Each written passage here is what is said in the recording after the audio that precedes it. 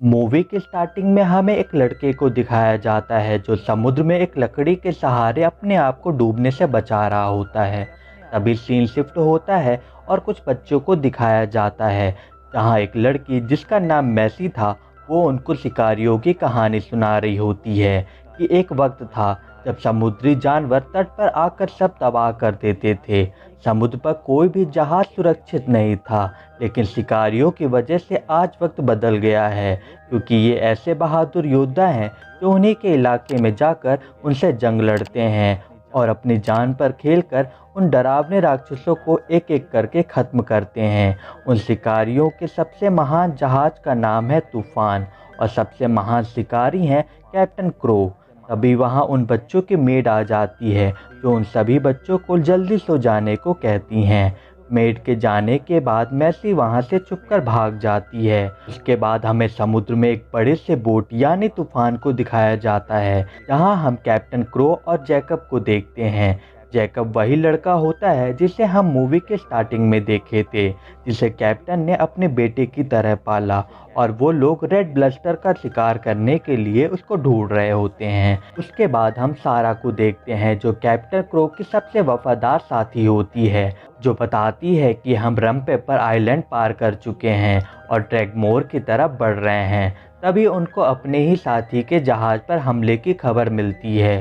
Captain crow red bluster को मारने के लिए 30 सालों से संघर्ष कर रहा था और वो उसके सामने थी, तो कैप्टन क्रो अपने साथी की हेल्प करने से मना कर देते हैं। पर जैकब उन्हें शिकारियों के रूल्स बताता है, तो ना चाहते हुए भी कैप्टन क्रो को अपने साथी की मदद करने जाना पड़ता है। वहां पहुंचकर वो बड़े से समुद्री जानवर को देखते हैं, जिसे मारने के लिए तूफान के शिकारी अपने तोपे लेकर तैयार रहते हैं और उस पर फायर करते हैं, पर तोपे उस पर कोई असर नहीं करती। तभी वो जानवर अचानक समुद्र के नीचे चली जाती है और फिर अचानक से तूफान पर नीचे से हमला करती है और अपने टेंटिकल्स से लोगों को मारने लगती है। लेकिन जैकब उसके टेंटिकल को लोगों से बचाता है और एक भाले से उस पर हमला करता है, जिससे समुद्री जानवर पीछे हट जाती है और जैकब समुद्र में गिर जाता है। वो जानवर जैकब को खाने की कोशिश करती है, पर जैकब को बचाने के लिए कैप्टन क्रो एक बड़े से भाले से उस जानवर को मार गिराते हैं और उसकी सींग काट के तूफान पर वापस आ जाते हैं। पर इस लड़ाई में तूफान की लकड़ियां कमजोर हो चुकी थीं, तो सारा कैप्टन से वापस घर चलने को कहती है। कैप्टन भी हाँ बोल देते हैं। घर पहुंचने पर सारा वहां के लोगों को बताती है कि वो राजा रानी से मिलने के बाद और तूफान की मरम्मत के बाद जल्द ही यहाँ से निकल जाएंगे रेड ब्लस्टर का शिकार करने। तभी हम वहाँ मैसी को भी देखते हैं, जो जैकब से मिलने की कोशिश करती है। जब जैकब बार में होता है तभी मैसी वहाँ आकर उससे मिलती है और बताती है कि बुक में आपके बारे में बहुत कुछ लिखा है और शिकारियों की वजह से हम सुरक्षित भी हैं, और मैं भी शिकारियों की बेटी हूँ और वो काम करते थे मोनार्क पर, इसलिए मैं भी बड़ी होकर शिकारी बनना चाहती हूँ, क्योंकि शिकारी जीते भी शान से हैं और मरते भी शान से हैं।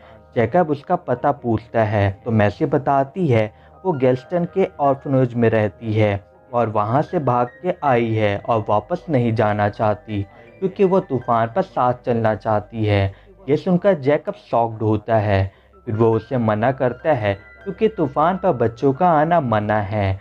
वो उसे गाड़ी में बैठाकर उसे गिल्स्टन के लिए भेज देता है। अगली सुबह कैप्टन क्रो सारा और जैकब के साथ महल में राजा और रानी से मिलने जाता है और साथ में उसी समुद्री राक्षस की सींग भी साथ लाता है और उसकी कीमत रानी से मांगता है, पर रानी उसकी कीमत देने से मना कर देती है, क्योंकि उसे पता चल चुका होता है कि कैप्टन क्रो के सामने रेड ब्लस्टर थी, पर उसके कानून की वजह से उसने उसे छोड़ दिया।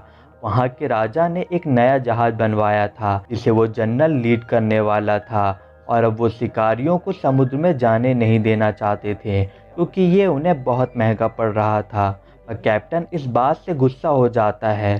तभी जैकब उन्हें शांत करते हुए राजा से आखिरी चांस देने को कहता है, ताकि वो रेड ब्लस्टर को पकड़ सके, और जनरल भी अपने ये नए जहाज से उसे पकड़ सकता है, और जो उसे पहले पकड़ के लाएगा उसी की बात मानी जाएगी।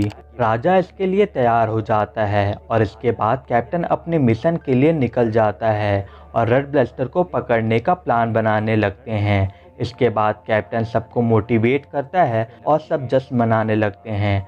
तभी वहाँ एक ड्रम में उन्हें मैसी मिलती है। उसकी बातों से कैप्टन उसे अपने साथ रहने के लिए मान जाता है और सारा को उसे अपने तौर तरीके सिखाने को कहता है। सारा उसे एक कमरे में ले जाकर उसे सोने को कहती है और उसे एक छोटी चाकू भी देती है ताकि जब ज़रूरत हो तब वो उसका इस्तेमाल कर सके। कुछ दूर आगे जाने के बाद कैप्टन को रेड ब्लास्टर के होने का एहसास होता है और सारे शिकारी हमला करने के लिए तैयार हो जाते हैं। पर तभी रेड ब्लास्टर तूफान पर हमला करती है और सारे शिकारी उस पर अटैक करते हैं और रेड ब्लास्टर उन्हें अपने साथ आगे ले जाकर समुद्र में डुबाने की कोशिश करती है। जैकब कैप्टन से रस्सी काटने की बात करता है क्योंकि रस्सी न कटने से तूफान के डूबने का डर था। पर कैप्टन जैकब की बात टाल देता है। तभी मैसी अपने चाकू से रस्सी को काटने लगती है। कैप्टन जैकब से मैसी को रोकने को कहता है पर जैकब भी मैसी को नहीं रोकता और रस्सी कटते ही जैकब और मैसी समुद्र में गिर जाते हैं और वो जैसे तैसे एक छोटे से बोट पर बैठते हैं। और तभी रेड ब्लास्टर उन्हें खा लेता है। रेड ब्लास्टर के मुंह के अंदर जाने के बाद जैकब और मैसी वहां से निकलने की कोशिश करते हैं और नाक के रास्ते से बाहर आने का उन्हें रास्ता मिलता है। तभी जैकब रेड ब्लास्टर को मारने की कोशिश करता है और मैसी उसे नहीं मारने देती और रेड ब्लास्टर के मुंह में फंस जाती है। और रेड मैसी को देखकर उसे छोड़ देता है और वो एक आइलैंड तक पहुंच जाते हैं और रेड ब्लास्टर उन्हें वहीं छोड़कर चला जाता है। जैकब मैसी को बहुत सुनाता है क्योंकि उसने रेड को मारने नहीं दिया। उसके बाद वो उसे आइलैंड पर रात गुजारने का ठिकाना ढूंढते हैं जहां मैसी जैकब से बोलती है हो सकता है सी मॉन्स्टर उतने बुरे ना हो जितना हम सोचते हैं। समुद्र उनका घर है और रेड के पीछे हम गए थे, क्या हम उनको अकेला नहीं छोड़ सकते? और मैसी को लगता है कि रेड एक मादा है और वो उसकी हेल्प कर रही थी। दूसरी तरफ कैप्टन जैकब का बदला लेना चाहता था। अभी वहाँ सारा कैप्टन को बताती है कि हमें बंदरगाह जाना चाहिए क्योंकि तूफान की लकड़ियाँ टूट गई हैं और उसमें पानी भर रहा है। और कैप्टन उसे मुकेश आइलैंड चलने को कहता है क्योंकि वो हर हालत में रेड ब्लास्टर को मारना चाहता था। बंदरगाह पास होने के बावजूद वो मुकेश आइलैंड जाते हैं बेटर बी से हेल्प लेने। अगली सुबह मैसी एक बेबी मॉन्स्टर को देखती है और उसका नाम ब्लू रखती है। तभी वहाँ जैकब आ जाता है और उस बेबी मॉन्स्टर को मैसी से लेकर दूर फेंक देता है और वहाँ से जाने लगता है।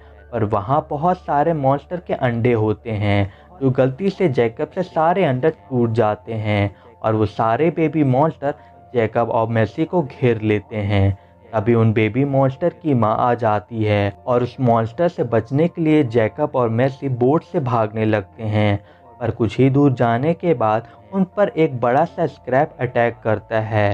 जैकब स्क्रैप से बचने की कोशिश करता है। तभी रेड उनको बचाने आ जाती है और स्क्रैप से फाइट करती है पर स्क्रैप रेड पर भारी पड़ता है तो मैसी रेड को बचाने जाती है और गलती से समुद्र में गिर जाती है। फिर जैकब रेड की हेल्प करता है और रेड स्क्रैप को दूर फेंक देती है और मैसी को ब्लू बचा लेता है। और ये सब के चक्कर में जैकब की बोट टूट जाती है। वो मैसी को पानी के बाहर फेंकने को बोलता है और रम पेपर आइलैंड तक पहुंचने को बोलता है। तभी मैसी को एक आइडिया आता है और वो रेड से हेल्प मांगने को कहती है क्योंकि उसने अभी उनकी जान बचाई थी। तो मैसी इशारों से रेड को अपने ऊपर बैठा के ले चलने को कहती है और रेड उन्हें अपने पीठ पर बैठाकर चलने लगती है। ये सब देखकर जैकब बहुत शॉक्ड होता है। कुछ दूर आगे जाने के बाद जैकब रेड से रम पेपर आइलैंड की तरफ मुड़ने का इशारा करता है पर रेड उसकी बात नहीं समझती। फिर मैसी रेड को समझाती है तो वो तुरंत उस तरफ चलने लगती है। तभी मैसी देखती है रेड के शरीर में बहुत सारे भाले लगे हैं तो वो धीरे धीरे सारे भाले निकालने लगती है। दूसरी तरफ कैप्टन मुकेश आइलैंड पहुंच जाता है और बेटर बी से हेल्प मांगता है। बेटर बी कैप्टन को सबसे खतरनाक हथियार मौत की लोरी देती है। इसमें दुनिया का सबसे जहरीला जहर होता है और उसके बदले कैप्टन का सब कुछ मांगती है। कैप्टन उसकी मांग मान लेते हैं। रात में जैकब मैसी की वो किताब को पढ़ता है जिसमें समुद्री जानवरों के हमले के बारे में लिखा होता है।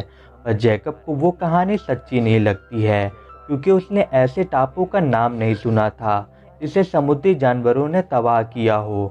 बहुत सारी बातें ऐसे लिखी हुई थी जो बिल्कुल सही नहीं थी। मैसी उससे कहती है, लोग इस किताब पर भरोसा करते हैं और इसलिए उन्हें ये समुद्री जानवर बुरे लगते हैं, और क्या पता इन जानवरों ने ये जंग शुरू किया ही ना हो।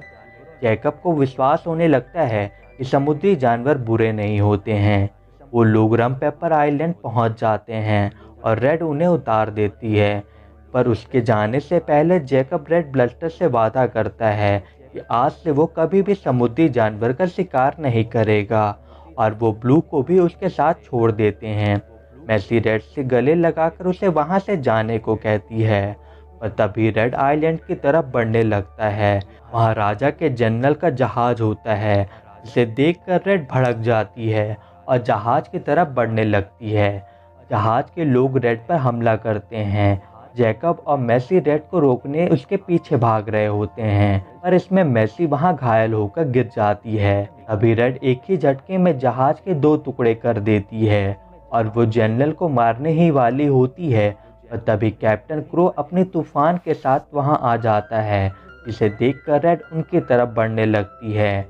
उसके पास आता देख कैप्टन मौत की लोरी को तैयार करता है, और जैसे ही रेड उनके करीब आती है वो उन पर उससे हमला कर देते हैं, जिससे रेड वहीं बेहोश हो जाती है। पर कैप्टन उसे मरने नहीं देता और वो हथियार वापस निकाल लेता है, क्योंकि वो रेड को राजा के पास जिंदा ले जाना चाहता था, और वो रेड को चारों तरफ से बांध लेते हैं। अभी कैप्टन एक बोट को पास आता देखता है, जिसमें जैकब और मैसी थे। ये देखकर कैप्टन को विश्वास नहीं होता कि वो अभी भी जिंदा हैं। जैकब को देखकर सब बहुत खुश होते हैं। इसके बाद कैप्टन क्रो पहुंच जाते हैं अपने राज्य। इधर ब्लू मैसी को उसके रूम से बाहर निकालता है। मैसी रेड को ऐसे हालत में देखकर बहुत सैड होती है और रस्सी के सहारे उसके पास जाकर उसकी रस्सी काटने की कोशिश करती है।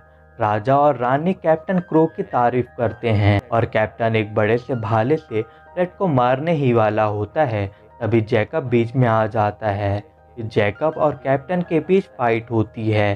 कैप्टन जैकब पर भारी पड़ता है और उसे समुद्र में गिरा देता है। इधर मैसी की मदद सारा करती है और तभी रेड को होश आना शुरू हो जाता है, इससे वहां अफरा तफरी मच जाती है। अभी रेड कैप्टन क्रो को देख लेती है और उसके पास जाकर उसे जैसे ही मारने वाली होती है, तभी मैसी रेड के सामने आ जाती है और उसे कैप्टन को मारने से रोक लेती है और कहती है इन्हें मारने से जंग कभी खत्म नहीं होगी। जैकब भी भाले को तोड़कर सबको बताता है कि आज से शिकार बंद, और ये सब देखकर राजा रानी और बाकी लोग बहुत शॉक्ड होते हैं। उसके बाद मैसी सबको बताती है कि ये किताबें हमारे इतिहास सब झूठ हैं, समुद्री जानवर कभी हमारे तट पर आए ही नहीं, और ये सब कहानी राजा रानी ने सबको बताई ताकि शिकारी शिकार करने जाए और वो माला माल हो सके। राजा अपने जनरल को अटैक करने को कहता है और जनरल अटैक नहीं करता। इधर सारी जनता मैसी और जैकब का सपोर्ट करने लगती है। इसके बाद रेड वहां से जैकब और मैसी को लेकर चली जाती है। कैप्टन को भी अपनी गलतियों का एहसास हो जाता है। उसके बाद मैसी और जैकब एक फैमिली की तरह रहने लगते हैं और शिकारी अब शिकार करना छोड़ देते हैं, और रेड भी अपनी ज़िंदगी में खुश रहने लगी। और इसी के साथ मूवी की हैप्पी एंडिंग हो जाती है। तो दोस्तों, आपको एक्सप्लेनेशन कैसी लगी कमेंट बॉक्स में कमेंट करके ज़रूर बताइए।